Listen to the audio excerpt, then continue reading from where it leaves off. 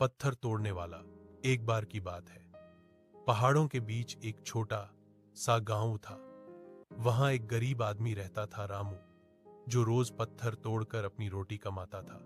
धूप हो या बरसात, ठंड हो या गर्मी, वह हर दिन मेहनत करता, लेकिन उसके मन में हमेशा एक सवाल रहता, क्या यही मेरी किस्मत है?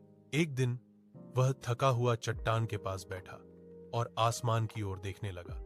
तभी उसने देखा एक राजा अपने सैनिकों के साथ शाही अंदाज में गुजर रहा था। रामू बोला, काश मैं राजा होता, सब मेरी बात मानते। अचानक एक चमत्कार हुआ, वह राजा बन गया।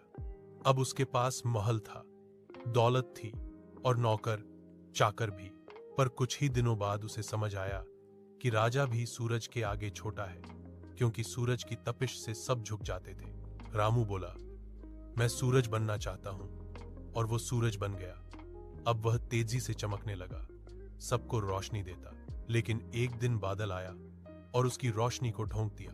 रामू फिर बोला, मैं बादल बनना चाहता हूं। वो बादल बन गया। अब वह जहां चाहे बरसने लगा, लोगों को भीगा देता।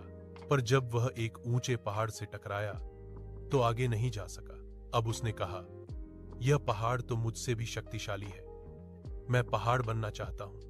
वह पहाड़ बन गया, अटल, विशाल और मजबूत। लेकिन एक दिन उसने महसूस किया कि एक छोटा सा पत्थर तोड़ने वाला उसके टुकड़े निकाल रहा था। और तब रामू को समझ आया, सबसे शक्तिशाली वही है जो मेहनत करता है।